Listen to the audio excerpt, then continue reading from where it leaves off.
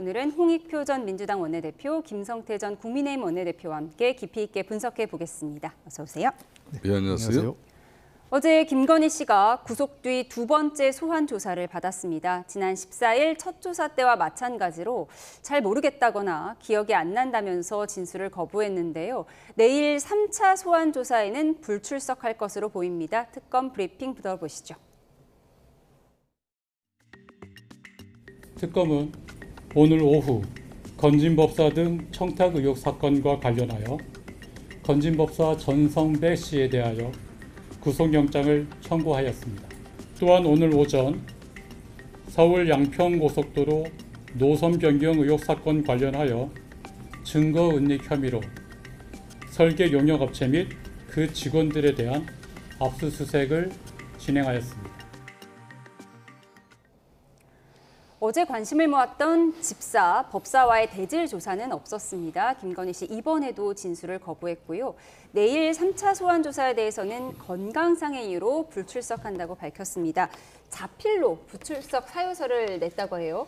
예, 지금 현재로 봐서는 아마 건강상 이유를 제기한 것 같습니다. 근데 뭐 이것에 대해서 법원이 그걸 받아들일지 아직은 확실히 그 입장이 발표가 되지 않았기 때문에 이 문제는 조금 추후 지켜봐야 될 것 같습니다.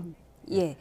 일단 특검팀 소환에 불응하기로 한 건 이번이 처음이잖아요. 그렇죠. 지난 8월 6일 날 그러니까 구속 수감되기 이전에 첫 특검 수사에 이제 출석했고, 그다음에 이제 구속영장이 발부된 지난 이후에 14일과 18일 또 이틀 동안에도 또 특검에 나와서 추가 조사를 받았죠.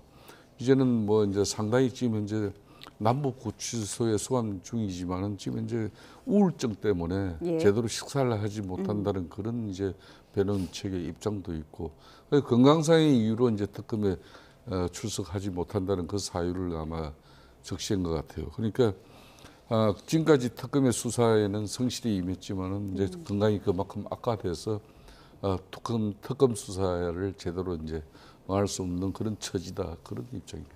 예, 내일 소환에 불응하겠다고 밝혔더니 특검이 바로 내일 소환에 불응한다면 모레 다시 소환하겠다 이렇게 밝혔거든요. 그럼 그렇습니다. 지금 이게 기싸움이 시작된 건가요? 그렇다고 봐야 될 것 같습니다. 왜냐하면 김건희 씨가 지금 보면 그 특검에서 소환을 하면 출석은 하지만 사실상 수사에는 전혀 협조하고 있지 않습니다. 그러니까 모르겠다.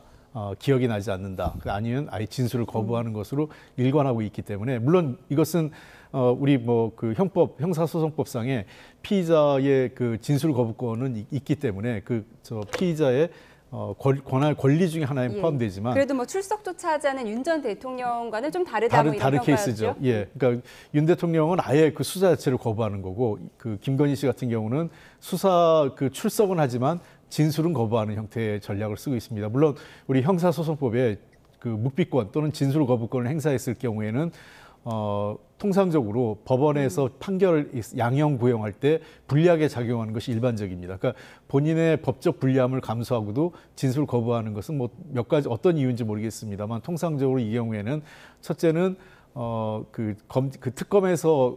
특검이나 검찰에서 진술하는 것보다는 공판 과정에서 자기의 얘기를 하면서 진실을 밝히겠다라는 게 하나 있을 수 있고요.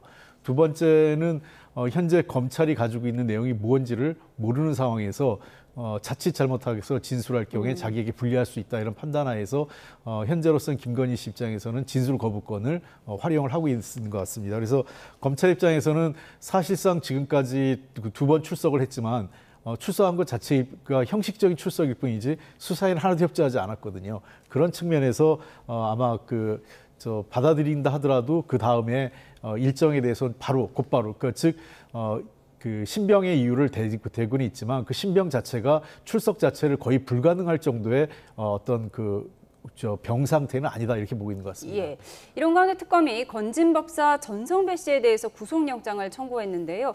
건진법사 그동안의 검찰 조사 진술 취지와 큰 차이 없는 진술을 했다고 합니다. 그렇다면 그동안 통일교 측으로부터 선물을 건네받았지만 김 여사에게 전달하지는 않았다라는 이 입장을 견지하고 있는 건가요?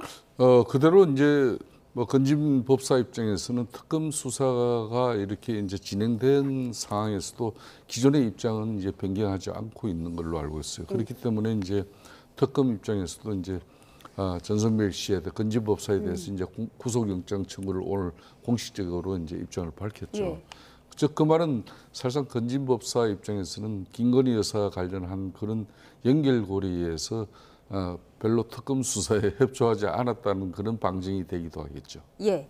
네, 건진법사 전성배 씨에 대한 영장은 청구가 됐고 이에 대한 영장 실질 심사 일정이 나면 속보로 전해드리도록 하겠습니다. 그런데 전성배 씨 관련해서요, 지난해 12월에 돈다발이 집에서 발견이 됐었고 그중 5천만 원이 띠지가 있는 그리고 아무도 건드리지 않은 관본권이어서 화제가 됐었는데 그 띠지를 검찰이 잃어버렸다고요? 이에 대해서 법무부 장관이 특별 감찰을 지시했는데 특검과는 상관이 없다고 해요. 좀 정리해 주실까요? 네, 이 사건이 특검을 하기 이전에 최초의 압수수색이나 또는 그 수사 시작은 검찰에서 시작을 했습니다. 예. 남부지검에서 시작이 됐는데 이 관본권이라는 것은 잘 아시는 것처럼 그 한국은행에서 처음으로 돈이 나왔을 때 시중은행이나 또는 특수 업무 목적으로 국가기관, 예. 가장 대표적으로 국정원이라든지 대통령실이라든지 또는 국회의장실 등등 국회 사무처 이런 쪽으로 일부 가는 돈들입니다. 그런 돈 그리고 또 시중은행으로 돈이 팔릴 때 그래서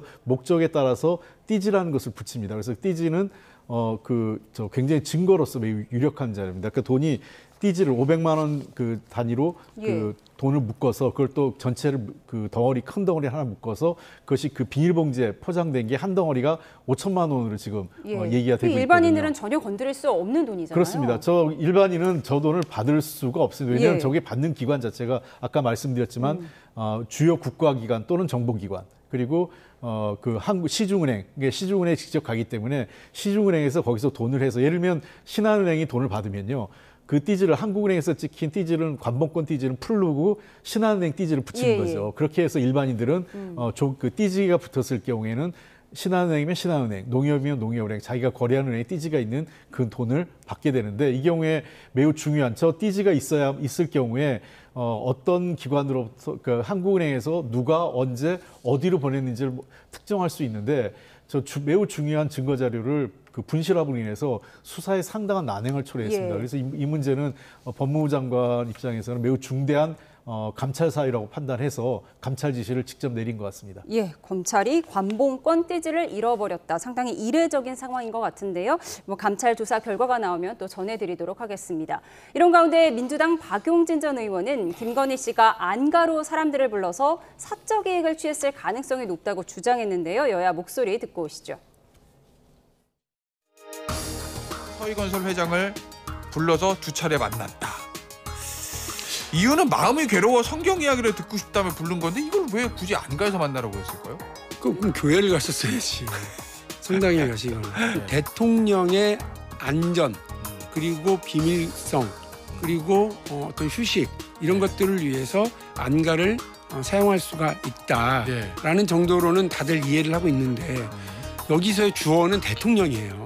무슨 다방이나 카페처럼 사람 만나는 데로 활용되는 것 자체가 대단히 웃기는 사적농단이다. 국정농단의 일종이다라고 보고요. V1이 있었으면 V0가 있다라고 하는 얘기가 틀린 말이 아니구나. 할 수 있는 한 연장해서 그들이 원하는 정치적 효과, 최종 목적지는 국민의힘을 내란 정당으로 몰아서 해산하는 것이다라고 이미 오다를 준 상태지 않습니까? 왜냐하면 민주당이 통과시키고 민주당이 지명한 특검들에 대해서 민주당 지도부가 끊임없이 이건 여야 관계가 아니다, 야당도 아니다 이렇게 얘기를 하면 특검을 마치 무슨 그 본인들의 그 청부 수사하는 사람들처럼 그렇게 지금 하지 않습니까? 네, 김건희 씨가 삼청동 안가를 사적으로 이용한 정황이 포착됐다는 일부 언론의 보도가 나온 상황인데 박용진 전 의원은 서희건설 회장만 불렀겠느냐 이런 의혹을 제기한 거예요. 근데 이 부분은 이제 거기서 목걸이를 받았다는 것은 아니고 목걸이를 돌려준 뒤에 또 안가에서 만났다 이런 보도거든요. 그러니까 삼청동 안가는 대통령만 이용하는 그런 안가인지 안 그러면 이제 대통령실 규정에 따라서 영부인인 이제 김건희 여사도 그 안가를 사용할 수 있었는 건지 그거는 대통령실 그 내부 규정을 이제 살펴보면 될 문제고 다만 이제 그 안가라는 곳은 대체적으로 아주 긴밀한 곳입니다. 비밀스러운 곳이고 아무나 쉽게 접근할 수 없는 그런 곳이죠.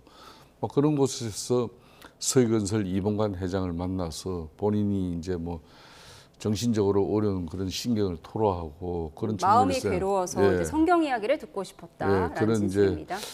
교회 장로이시니까 그런 이야기를 듣고 싶어 했다는 그 말을 액면 그대로 믿어야 되는 것이지 지금 뭐 다른 방법이 없지 않습니까? 다만 이제 박용진 의원 같은 경우는 그 안가를 서희건설 이봉관 회장만 만났겠느냐. 다른 사적인 용도로 비밀성 용도로 그 안가를 이용했을 가능성이 크다. 뭐 이 부분이야 이제 그 뭐 안가 이렇게 사용한 부분에 대해서 대통령실 나름대로 그 내부 규정이 있을 것이니까 그거는 뭐 굳이 뭐 그 범죄 사실과 연루된 의혹이 있다 그러면 특검 입장에서 그 규정을 살펴보고 일지를 살펴보면 아마 그 내용은 저는 나올 거라고 저는 보고 있습니다. 예, 안가 사용 의혹 지금 아직까지는 일부 언론의 보도고요. 저희가 더 확인되는 게 있으면 전해드리도록 하겠습니다. 그런가 하면 내란 특검팀은 한덕수 전 국무총리를 피의자 신분으로 다시 불렀습니다. 비상계엄에 가담하거나 방조했는지 여부를 조사하겠다는 계획인데요. 오늘 오전 특검에 출석한 한 전 총리의 모습 보고 오시죠.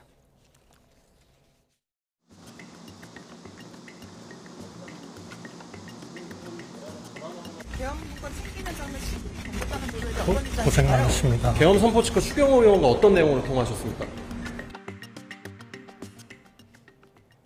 네, 한덕수 전 총리 지난달 2일 이후 약 50일 만에 피의자 신분으로 특검에 다시 소환된 건데요. 오늘 특검 브리핑 내용을 보면 헌재가 한덕수 전 총리가 계엄에 가담하지 않았다고 판단한 때와는 상황이 달라졌다 이런 브리핑을 했어요. 그러니까 한덕수 전 총리의 탄핵이 기각됐을 때와는 상황이 조금 다르다는 거예요? 그렇습니다. 일단은 참고인이 아니라 이제 피의자 신분이기 때문에 상당한 그 범죄 혐의를 현재까지 그 특검이 의심을 하거나 또는 나름대로 증거를 확보한 것 아닌가 싶습니다. 가장 대표적인 게 몇 건이 걸리는데요. 첫 번째는 비상계엄 12월 3일 비상계엄을 전후해서 대통령의 비상계엄 발표 내용을 사전에 인지했느냐 여부가 굉장히 중요할 것 같습니다. 만약 인지했다면 사실상 이제 거의 공모 관계로 가게 될 거고요. 두 번째는 비상계엄 포고 과정에서 그 발표 과정에서 국무회의를 구성해서 합법적으로 이것을 추인해 주려고 적극적으로 동조했느냐 여부가 또 두 번째일 거고요. 그리고 세 번째는 본인이 지금 국회 그 청문회 과정에서 위증 여부가 지금 되고 있는 건데요. 예. 포고령 1호분에 대해서 본인은 몰랐다라고 하지만 CCTV 확인 결과 포고령을 자기 뒷주머니에 바지 뒷주머니에 넣는 그 장면이 나왔거든요. 그런 측면에서 위헌 여부 그리고 포고령 발표 과정에서도 관여했는지 그리고 사후에 이 사인 여부 있지 않습니까? 물론 그걸 나중에 폐기했지만 그 사후에 이 문서를 그러니까 사실 합법적인 내용의 문건을 만드는 과정에 협력업으로 인해서 이 내용이 어느 정도의 그 예를 들면 직권남용에 해당하는지 등등 공모 내 또는 직권남용에 해당하는지를 아마 특검이 살펴볼 것 같습니다. 그러니까 비상계엄이 해제된 이후에 사후에 다시 포고문을 작성한 그 부분을 살펴보겠다는 거고 영장 청구 가능성까지 이어질 걸로 보세요? 아마 오늘 수사 과정에서 아마 영장 청구 여부는 결정될 것 같습니다. 예, 지켜보도록 하겠습니다. 다음 이야기 해보겠습니다. 그런가 하면 조국 전 대표가 김대중 전 대통령 묘역을 참배하며 사면 후 첫 공개 일정을 시작했는데요. 사면 후폭풍이 작지 않습니다. 영상으로 정리했습니다.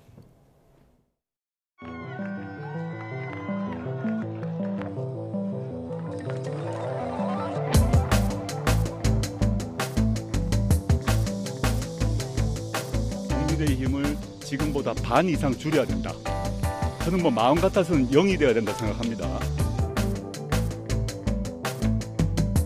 제가 뭐 몇 번의 사과를 한다고 2030이 마음을 열겠습니까? 그런 일이 않을 거라 봅니다.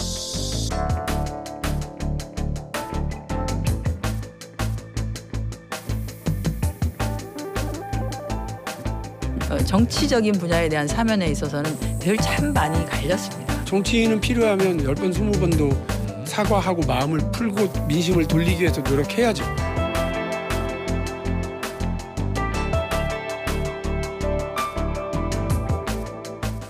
조국 전 대표에 대해서는 싸늘한 시선이 있기 때문에 나쁘지 않다.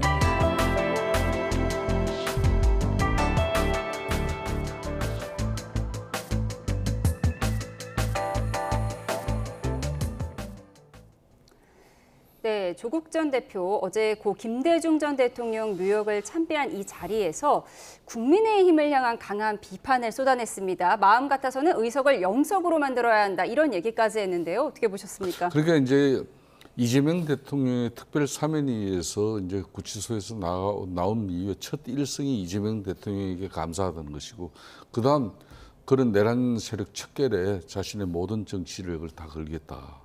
그런 측면에서 연장선상에서 나온 게 바로 어제 DJ 16주기 그 자리 이후에 나온 입장인데, 즉 저 말은 그렇게 함으로써 자신이 이제 지금 이제 이재명 대통령은 이제 국민적 소통과 화합, 협치를 통해서 이제 국정을 안정스럽게 펼쳐나가고 싶지만은 그 국민의힘, 그러니까 윤석열 전 대통령과 김건희 여사는 이제 구속됨으로써 이제 국민적 어떤 그런 처분이 이미 이루어지기 시작한 것이고, 정치적으로는 끊임없이 이 문제에 대해서는 자기가 그만큼 역할을 하겠다는 거예요.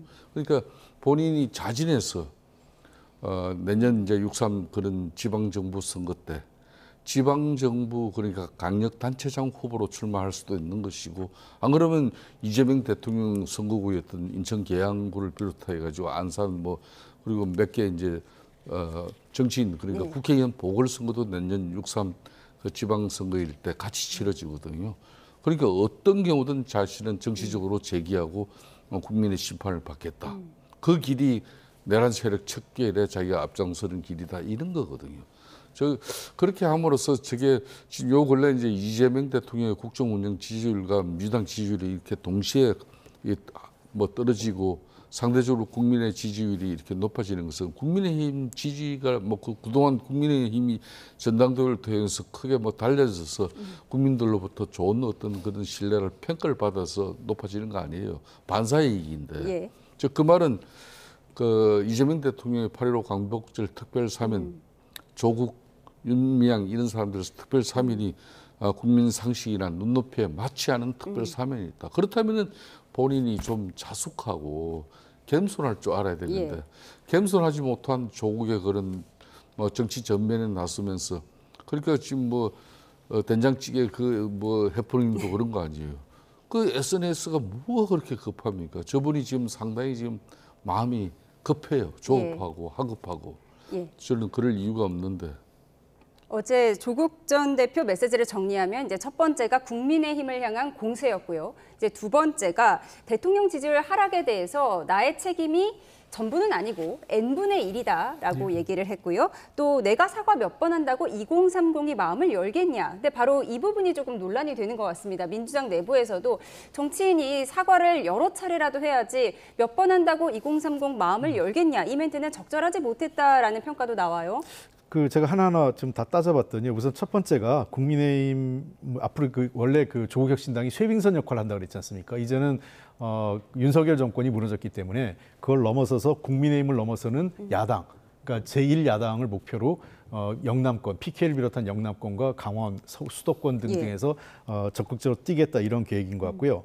그리고 두 번째, 뭐 대통령 지지율과 민주당 지지율 하락률은 뭐 사면 복권 외에도 예를 들면 그 대주주 양도 기준이라든지 또는 이춘석 의원 문제 등등 여러 가지 문제가 맞물려 있기 때문에 그건 뭐 n분의 1이라는 말은 타당하다고 생각을 해요. 물론 이제 어느 게 제일 주요이냐, 이거는 그 시각마다 다른데. 그리고 마지막으로 조국 대표가 사과에 관련된 얘기인데, 제가 이렇게 내용을 봤는데 사과에 불필요하다 이런 의미보다는 사과 이미 그 사실은 입시 비리와 관련돼서는 몇 번 사과를 했어요.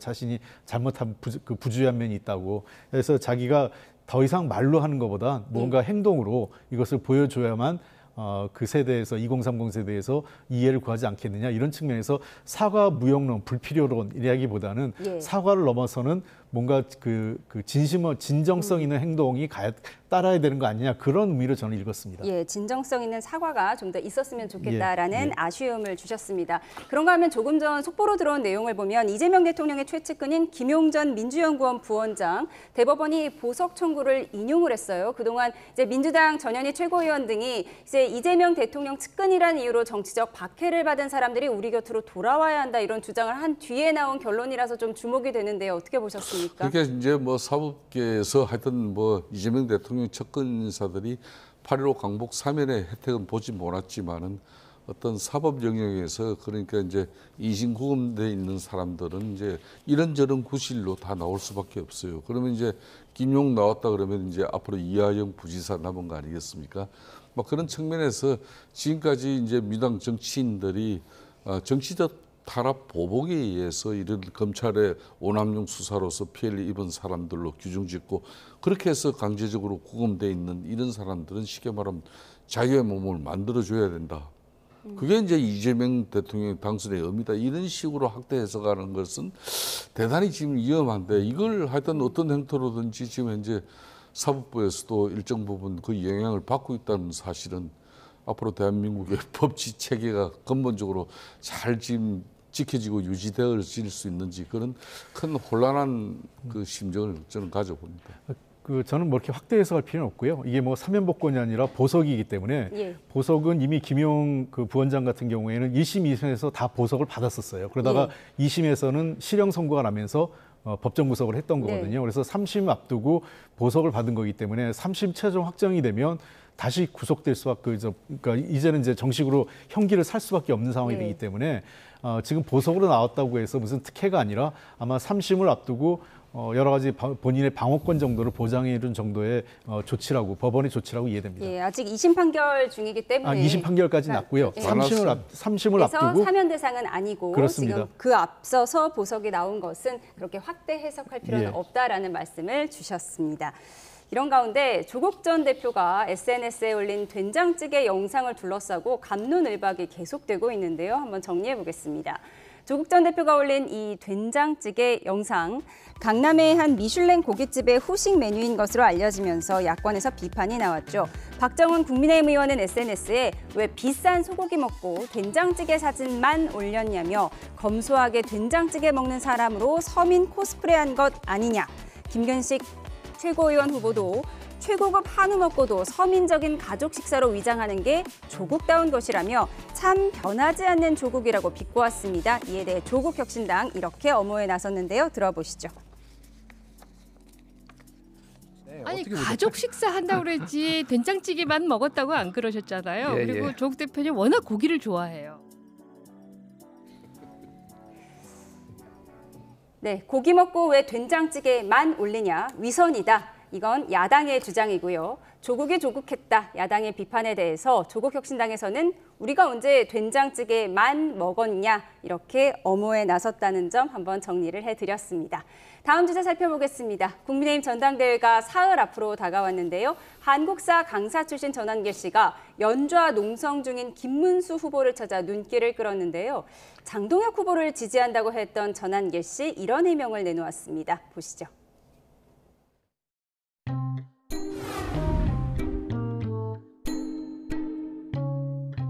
현재 그 제 뜻이라기보다는 제가 운영하는 진앙일 뉴스에 물어보니까 거의 90% 가까이가 장동혁 후보가 되었으면 좋겠다.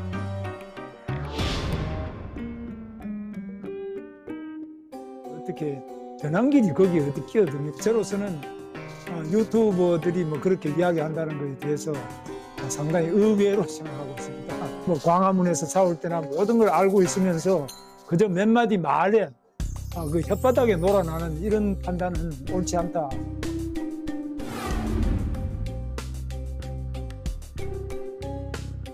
당원 동지 여러분들과 그리고 또 유권자분들께 오해살 만한 내용이 있어가지고 바로 잡아드려야 되는 게 맞을 것 같아가지고 이 자리에 찾게 되었습니다.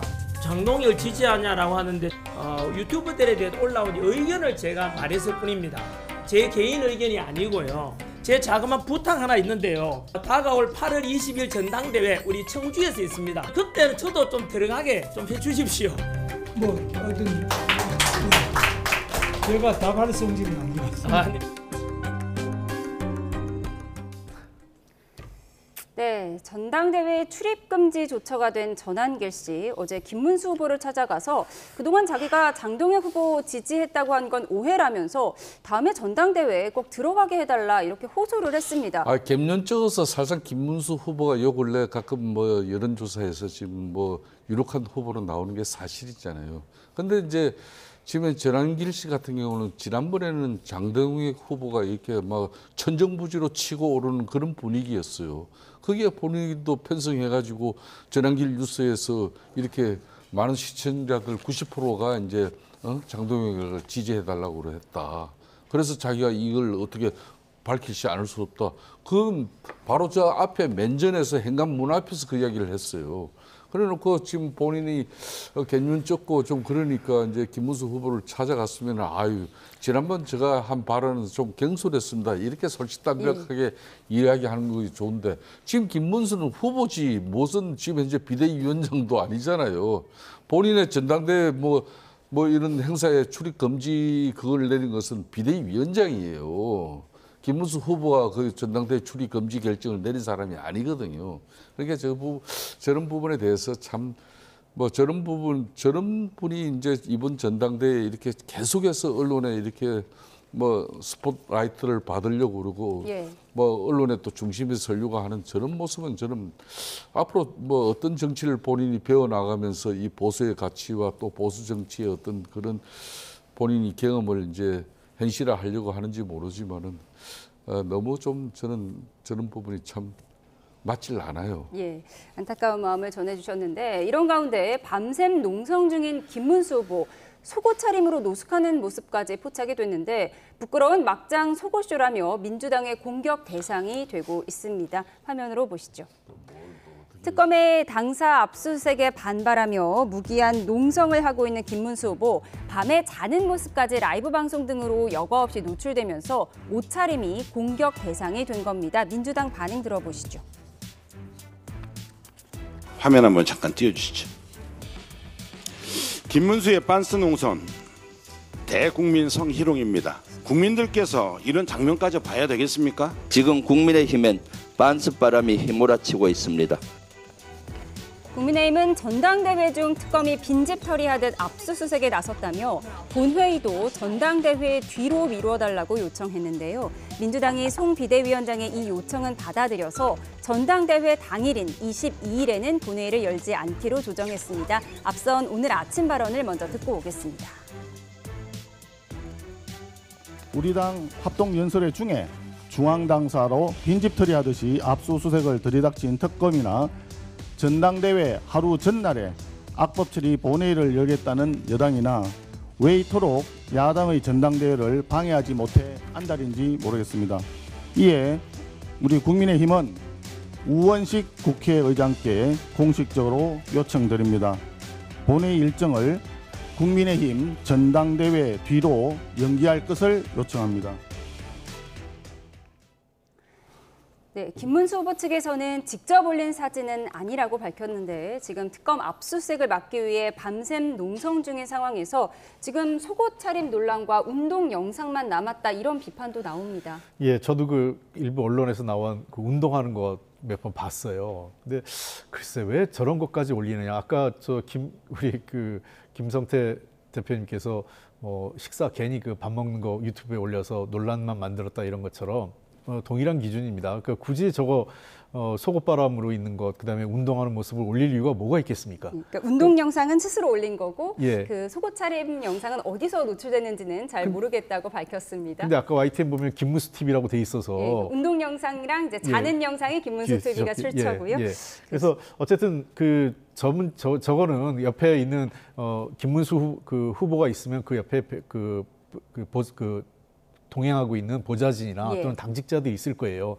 저런 거 부적절한 건 찍지 않도록 했어야 되는 거고 저 관리가 됐어야 되는데 저런 모습들이 여과 없이 나가는 거는 매우 부적절합니다. 저희가 과거에 저희도 농성한 적이 있었지만 기자분들이 오거나 또는 그런 카메라 유튜브 동영상을 든 카메라 분들이 오면 나름대로 그래도 의관을 정제해서 그 자리에 서가지고 그 인터뷰하는 것이 일반적이지 저런 모습을 노출하는 것은 적절치 않습니다. 예, 적절치 않은 영상이었다라고 말씀을 주셨습니다. 그런가 하면 이제 송원석 비대위원장이 본회의를 미뤄달라 이렇게 요청을 했었는데요. 결국 민주당에서 받아들여서 21일에 첫 본회의를 열고 방송법을 처리한 뒤에 국민의힘 전당대회 당일인 22일에는 하루 쉬고 그다음 23일 9시부터 다시 이어가겠다 이렇게 밝혔거든요. 예. 그럼 필리버스터 일정은 어떻게 되는 거죠? 필리버스터는 이제 21일 날 방송법 할 때 그 하루는 그걸로 끝나는 것이고 뭐 그게 이어지기 때문에 방송법 처리가 필리버스터에 의해서 이렇게 막히지는 않을 거예요.